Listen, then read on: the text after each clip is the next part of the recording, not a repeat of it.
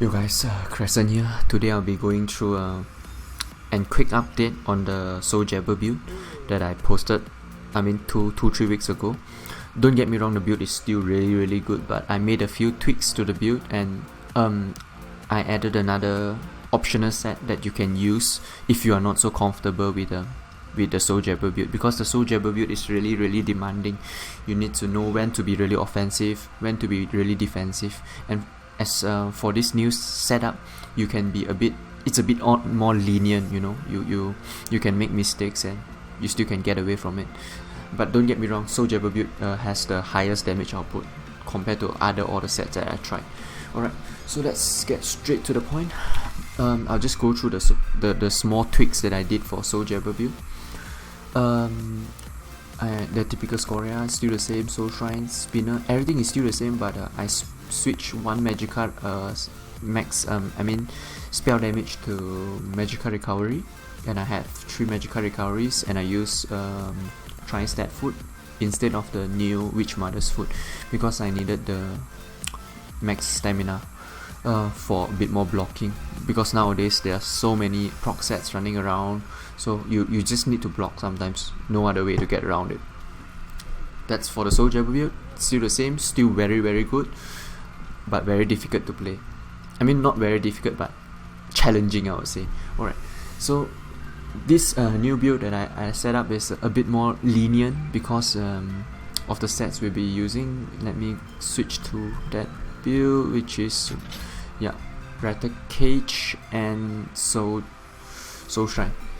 Okay, so what we do, we take out Spinner set. Spinner is really good.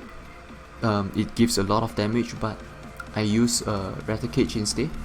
And what we get is we have a bit lower damage on this build, but instead we don't need to use Major Prophecy anymore. So the 20-second cooldown is out of the window, and you get another additional slot.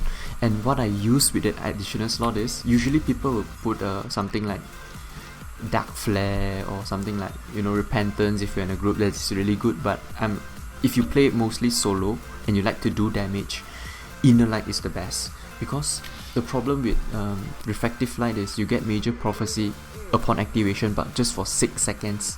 That is not long enough, and you get you still need to use this skill because of the minor. Let me go through it really quickly. Where is it? Yeah, you get minor sorcery when you activate Refractive Light. That's why you still need it, but I put it on my back bar. So what I usually do is I apply Refractive Light, I switch to my front bar, Blazing Spear, Light Attack, instantly jet, then beam. People will be dead usually.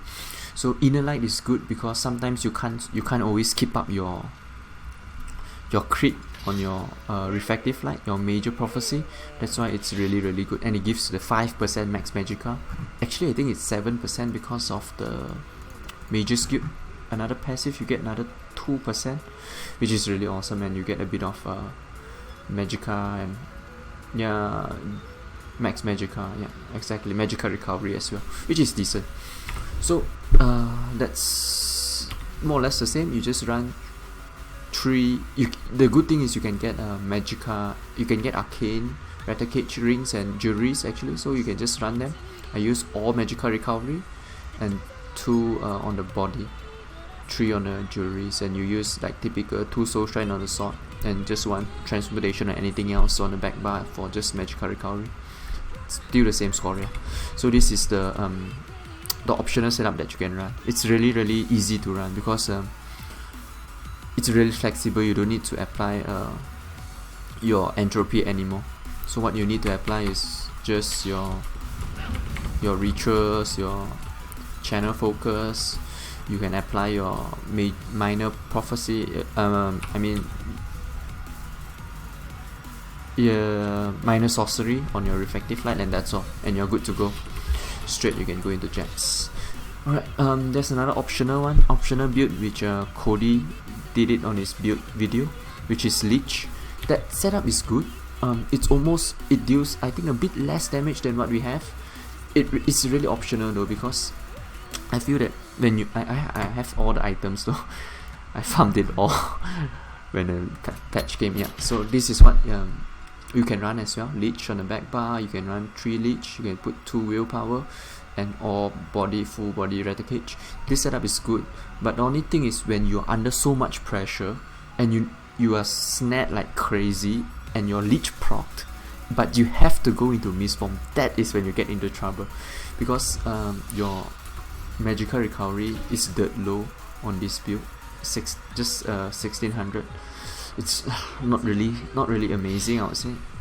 Your damage is really high. Damage wise, this setup is good. It's almost on par with Soul Shrine and Rattle Cage, but maybe slightly lower, I would say, because you get 440 extra from that Soul Shrine set. Yeah, this setup is good, but I just feel like if you're under too much pressure and you have to Mist Form away when your leech proc, that is when you will get into trouble with your Magicka recovery or your sustain and everything, because you rely a lot on leech. But other than that, if you are comfortable with leech, I would say just go for leech. If you're comfortable with what I'm using, Soul Shrine with Rattle Cage, then go for that. But if you're really veteran Magicka Templar player, I would say just go for full damage. Go Spinner, Soul Shrine, straight full damage. I'm not even joking, your what you call that, Big Beam, your what the hell is that skill? Your Soul Assault, exactly, will do like crazy damage. Alright, so that's all for the update. I did this update just because the Citadel is way too laggy at the moment. I can't play. So yeah, just to let you know what I've been going through with Templars, and the tutorial video will be out after this video, so hope you look forward to that, and see you in Citadel then, guys. Bye bye.